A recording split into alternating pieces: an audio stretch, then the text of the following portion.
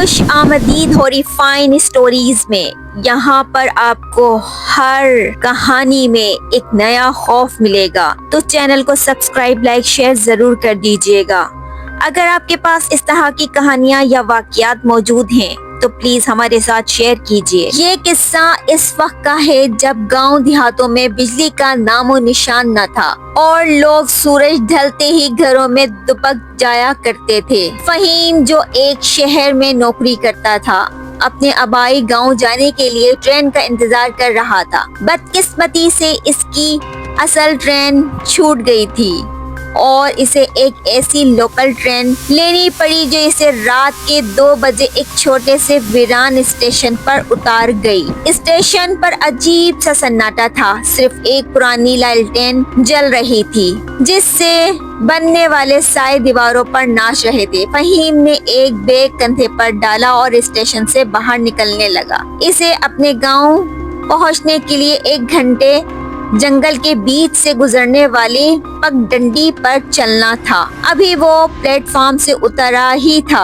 کہ اسے پیچھے سے کسی کے چلنے کی آواز آئی، جیسے کوئی لکڑی کی چھڑی زمین پر مار کر چل رہا ہو. فہیم نے مڑ کر دیکھا تو ایک قد و قامت آدمی جس نے سیاہ رنگ کا لمبا کوٹ پہنا ہوا تھا اور سر پر پرانے وقتوں کی ہیٹ تھی، اس کے پیچھے آ رہا تھا. اس کا چہرہ ہیٹ کے سائے میں چھپا ہوا تھا.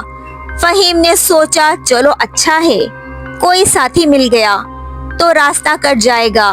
اس نے پکارا، بھائی صاحب آپ کو بھی اسی راستے سے جانا ہے؟ اس شخص نے کوئی جواب نہیں دیا، بس خاموشی سے فہیم کے ساتھ چلنے لگا.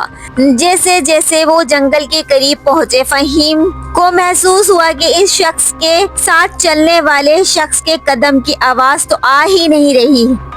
اس کی سانسیں لینے کی کوئی آواز نہیں. فہیم نے گھبرا کر بات شروع کی، بڑی ٹھنڈ ہے آج، ہے نا؟ اس شخص نے پہلی بار اپنی گردن فہیم کی طرف موڑی.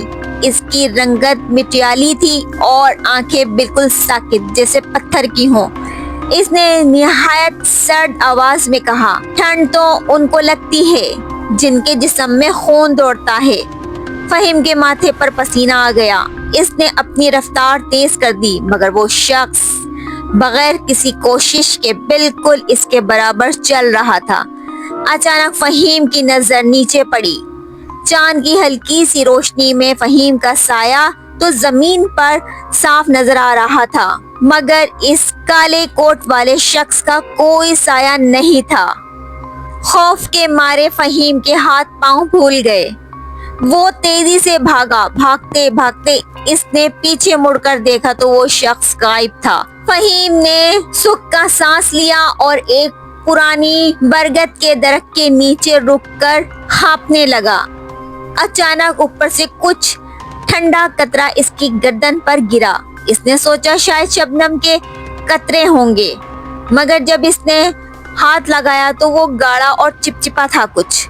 اس نے اوپر دیکھا تو اس کی چیخ حلق میں پھنس گئی. وہ کالے کوٹ والا شخص درخت کی ٹہنی پر الٹا لٹکا ہوا تھا. اس کا چہرہ بالکل فہیم کے سامنے تھا. اس کے منہ سے سیاہ رنگ کا مادہ ٹپک رہا تھا. وہ شخص مسکرایا اور بولا، میں بھی تمہارے ساتھ جاؤں گا. فہیم وہاں سے دیوانہ وار بھاگا. وہ بغیر پیچھے مڑے بھاگتا رہا جب تک کہ اسے دور اپنے گاؤں کی مسجد کا مینار نظر نہیں آیا. وہ ہانپتا ہوا مسجد کے صحن میں داخل ہوا اور وہیں گر کر بے ہوش ہو گیا. صبح جب گاؤں والوں نے اسے اٹھایا تو وہ شدید بخار میں مبتلا تھا. جب اس نے سارا قصہ سنایا تو ایک بزرگ بولے، بیٹا تم خوش قسمت ہو کہ مسجد کی حدود میں داخل ہو گئے. ان بزرگ نے بتایا کہ اس اسٹیشن پر آج سے 50 سال پہلے ایک شخص ٹرین کے نیچے آ کر ہلاک ہو گیا تھا. تب سے اس کی روح اس جگہ بھٹک رہی ہے اور لوگوں کو بھٹکاتی بھی ہے اور خوف زدہ بھی کرتی ہے.